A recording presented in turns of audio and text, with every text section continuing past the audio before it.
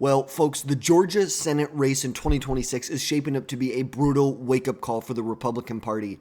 Incumbent Democrat Jon Ossoff is running for re-election, and the Georgia Senate landscape looks increasingly grim for the Republican Party as of right now. Why are Republicans in such a tough spot for the 2026 Senate election in Georgia? We have a new poll out showing exactly what is going on in the state. Jon Ossoff is holding a commanding lead over all GOP contenders by roughly 7 to 10 percentage points. Today, we're going to be diving into why Republicans are struggling in 2026 and what exactly they can do to win in the state of Georgia and flip this seat. Now, there was a most recent poll conducted on June 16th that paints a pretty rough picture for the Republican Party. Jon Ossoff is beating every single challenger that he may have. And this poll reflects a broader trend. Ossoff's strength with moderates, with independents who make up a critical block in Georgia's purple state, it is shifting towards him. Georgia's status is a swing state where Donald Trump narrowly won in 2024. Let's remember that. Narrowly wins in 2024, loses by a fourth of a percentage point in 2020, and won by about 5 points in 2016. It is a swing state now. This is not a Republican stronghold anymore. This is a purple state. Kamala Harris won almost 49% of the vote in the state, which means Republicans cannot afford to hemorrhage support among key voters in the state. And Republicans, if they want to win, need a candidate who can unify the base and appeal to moderates. That's the tightrope that they have to be able to walk. They have to be able to appeal to the rank and file voters in the Republican Party, the more conservative Republican base. But also, they need to have appeal when it comes to suburban voters, suburban women, independents, moderates, disenfranchised Democrat voters. And that is the only hope they have. And right now, there is no clear frontrunner in the Republican primary. The GOP field is crowded, but it lacks a standout. People like Buddy Carter, maybe Rich McCormick, maybe Mike Collins, Tyler Harper, John King are all in the mix, but none of them had the polling power, the cash advantage that Brian Kemp would have had in this race. We all know Kemp made the decision to not run in 2025. He, really got the GOP hopes up that he was going to run. Many people in D.C. were courting him to, once he is term limited as governor in 2026, to run right now for Senate. He was the best shot. All polling suggested that he would beat Jon Ossoff. He was the only Republican who was consistently beating Jon Ossoff in a head-to-head matchup. But unfortunately, he said, nope, he's not going to run. Now, earlier polls showed that candidates with high name recognition like Marjorie Taylor Greene and Brad Raffensperger were leading in primary fields. But ultimately, Marjorie Taylor Greene declined that she was not going to run, and Raffensperger trails Ossoff by over double digits in head-to-head matchups. Ossoff has run a disciplined campaign. He won a tight race in 2021 against an incumbent, David Perdue, and he has appealed to moderates. There was a poll back in January showing that moderate and independent voters were breaking for Ossoff 65 to 35. That makes him a formidable incumbent. But the reality is, in most of the most recent polls that we have, he's really not breaking 50%. Even in the most recent poll we have, 49%, 50%. He's hitting 50%. He's not breaking through 50%. Which is still a tough place to be for an incumbent. But in a purple state, where we knew it was going to be tough, the fact that he is pulling this well, this close to 50%, is definitely alarming. There's no doubt about that. And we know voters' top concerns are going to be inflation, the deficit, taxes, the economy. These are top issue for Georgia voters, maybe even crime. But Republicans have not coalesced around a candidate who can effectively address these issues. They're too worried at this point, honestly, and this is how primaries work, about trying to beat each other out.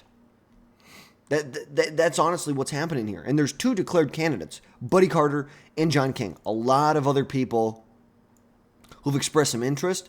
Rich McCormick, Tyler Harper, Mike Collins. Big names, but obviously the two biggest, Buddy Carter, who's a federal representative, and John King, who's the insurance commissioner. Those are the two big names right here. Now, like we said, polls consistently showed Brian Kemp is the strongest Republican contender, possibly leading 5 to 10 points in most polls. Without him, the GOP is scrambling. Thankfully, Marjorie Taylor Greene declined, said she was not going to run. After poor polling, she was pulling behind Jon Ossoff by like 15 or 16 points. It was Not great polling. Look at this. Not great polling at all here. But thankfully, she decided to not run in this race. Her unpopularity with independents and moderate Republicans made her a risky bet either way. Now, right now, there is no unity, we're not coalescing around a candidate in this primary. And it is already shaping up to be a messy fight. Right now, the most recent polling that we have in the primary right now this is from April, shows that without Marjorie Taylor Greene, Mike Collins is leading 46% to 11% in the most recent primary hypothetical polling that we have. But there is some interesting data in this most recent poll that came out here. Yes, do we show this right here? John King down 10 points. Buddy Carter down 8 points. Derek Dooley down 10 points. Yes, is that what we see here? But some interesting data if you look in the actual crosstabs here.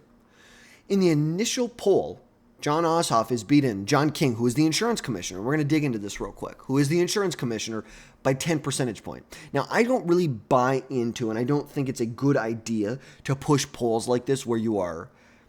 Look, this is a Republican-leaning poll right here. They say what people want to hear, and maybe that's a good thing. Maybe it is a good thing because maybe we know what Republicans need to be campaigning on.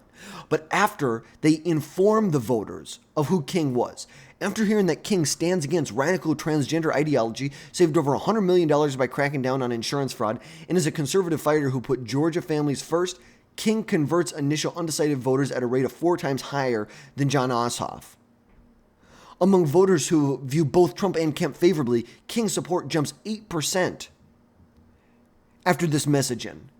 And the realignment for King mirrors Trump's winning formula for 2024. Voters under 55 shifted 15 points to John King after they were told about this. Black voters moved 20 points towards King, and working class voters flipped from John Ossoff +2 to King +10 when they're told about this. So maybe John King is the guy we should be putting our money behind. And you can see right here that King is commanding the GOP primary by 29 points in a blind bio test. When they talk about right here, they say he's a retired 2-star major general, former police chief who was shot in the line of duty, and a Trump conservative who saved Georgians more than $100 million. 43% of the GOP primary voters say they would vote for him over the other two, which I'm guessing is Buddy Carter and Rich McCormick. So clearly, if you're looking at his bio, he is leading. People like his story. And like we said, he in his tough man profile, he earns nearly triple that of the next closest Republican, triple that. And he seems to be the favorite among people who are both supporters of Brian Kemp and Donald Trump. He's winning by 15% with them. He's winning with working class voters when they're informed. So maybe they know this is where they need to push. Maybe if John King is the nominee, this is how they push. This is how you win. You need to run against radical transgender ideology that John King voted to allow this radical left-wing transgender ideology to run rampant still. You know, nobody likes big insurance companies. He was the insurance commissioner. He's tried to raise fines on the insurance companies when they don't comply with laws. He's been a tough on business, tough on crime, tough on everything type of guy. And clearly, voters in this poll are leaning towards John King, which is a very different picture that is being painted relative to the picture that was being painted before, with John King barely breaking out of the single digits in this poll here. That is what is so interesting about this poll right here. So interesting. You're seeing a massive shift. 2% of the undecided voters are all of a sudden have a decision. John King is picking up 5%, almost 6% actually, 6% support. Meanwhile, John Ossoff is losing almost 4 percentage points right here. And among Trump 2024 voters, John King's profile leads by 39 points over the next highest contender, over Trump voters. And let's be honest, when he won as the insurance commissioner back in 2022, his victory mirrored much more of what we saw in Brian Kemp. I actually think he did better than Brian Kemp. One interesting thing, if you're looking at politics in Georgia, how well is someone doing across the board? You have to look in the Atlanta metro area. Look at this. DeKalb County, King is winning 20% in DeKalb County. He's winning 48% in Cobb County, 38% in Douglas County, 32% in Fulton County. Wow, This kind of mirrors much more of what we saw with Brian Kemp. When you're seeing, let's say, okay, you're seeing in Fulton County, Brian Kemp is actually running behind John King, the insurance commissioner. Brian Kemp only got 47%, meanwhile John King got 48% in Cobb County. If you're looking in DeKalb County, John King ran 2 points ahead of Brian Kemp in DeKalb County. Obviously, the solid red, ruby red Republican districts out here, or counties, we know those are going to go towards Trump. We know those are going to go towards the Republican Party. But how well do they fare in the metro area? Because a point difference here is a big deal when you're talking that you have 300, 400,000 people voting in this block right here. Just in one of these counties, you're showing you probably have 1 million, 2 million, 3 million people in the Atlanta metro area. Brian Kemp wins 53% of the vote. Well, at the same time, insurance commissioner John King wins 40 or 54% of the vote here, running almost a full point ahead of Brian Kemp here. Clearly, he has the statewide appeal. And this is, for those of you, this was just a Republican midterm. Let's take a step back. Do we remember? First of all, 2020 voted for Biden. Georgia voted for Biden by 1/4 percentage point. In 2022, the Senate, Raphael Warnock beat out incumbent. Not incumbent. Raphael Warnock beat out his challenger, Herschel Walker, by almost 3 percentage points here. 3 percentage points. So don't give me this BS. There was Democrats that won statewide in this election. Democrats won statewide. But also at the same time, how is it that Raphael Warnock somehow wins? Even on the first ballot, Herschel Walker is trailing behind Brian Kemp by 200,000 votes. 200,000 votes.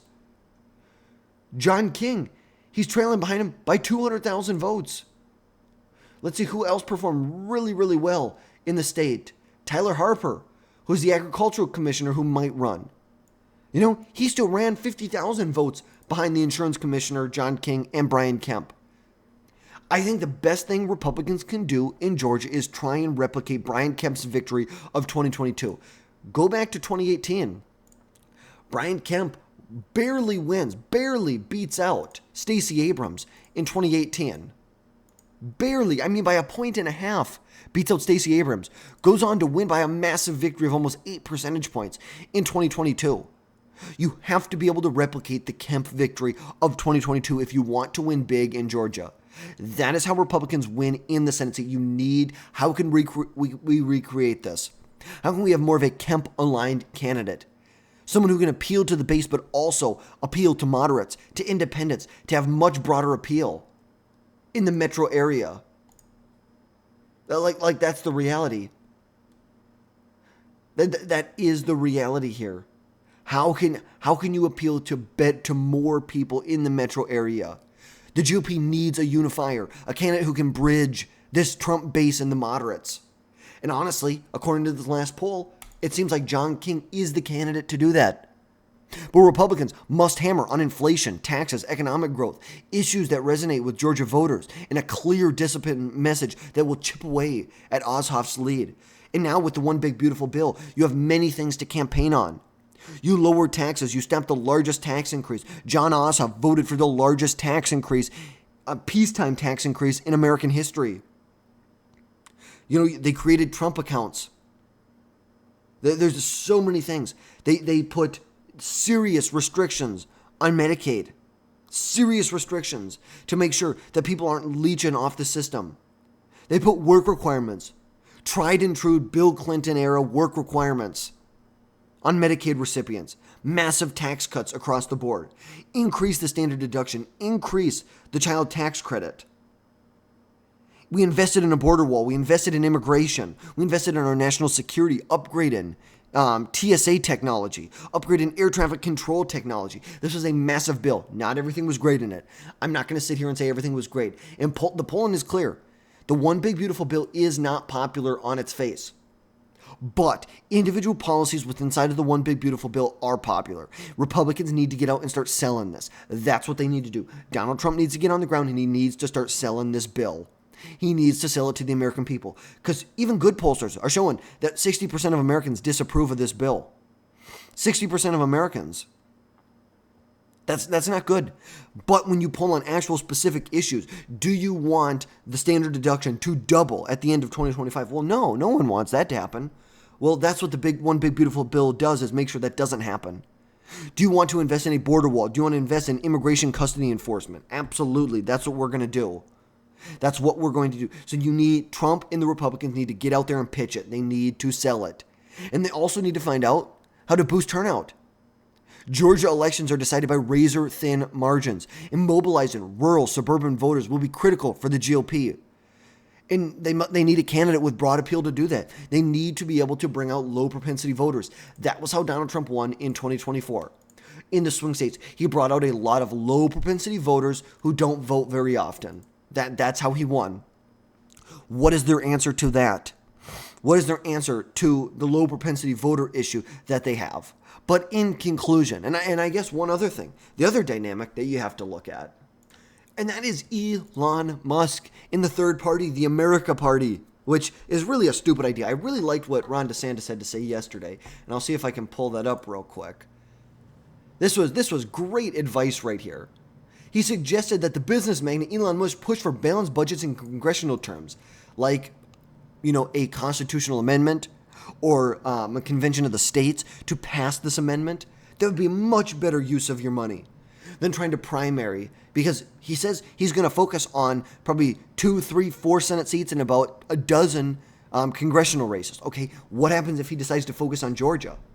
What happens if they run a spoiler candidate? Well, ultimately, if that happens, if Elon Musk decides to run a third-party candidate and they get on the ballot in Georgia, if that actually happens, they get on the map in Georgia, instantly, Georgia becomes a lean Democrat seat. It's as simple as that. They become a lean Democrat seat.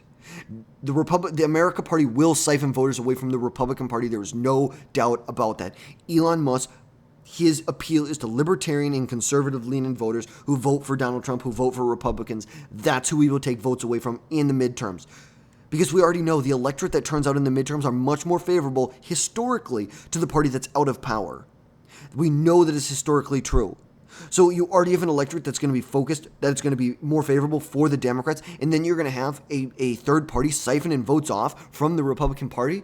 Good luck. It's not going to happen. Republicans will not win if this happens. There would catastrophic, unearthly events would have to happen in order for Republicans to win at that point. But that is also something to keep in mind going into the 2026 Senate elections in Georgia. But as we said, the 2026 elections for the Georgia Senate is a must-win for Republicans. This is the biggest opportunity. Michigan and Georgia were states that Donald Trump won in 2024 that now have a Democrat up for election, or a Democrat seat that's open now in 2026. And right now, as of July 8th, Jon Ossoff shows that he has a commanding lead with the GOP's lack of strong, unifying candidates to face off against Ossoff. Ossoff clearly has the appeal to moderates right now, putting Republicans in a tough spot. But Republicans, they have a lot they can do.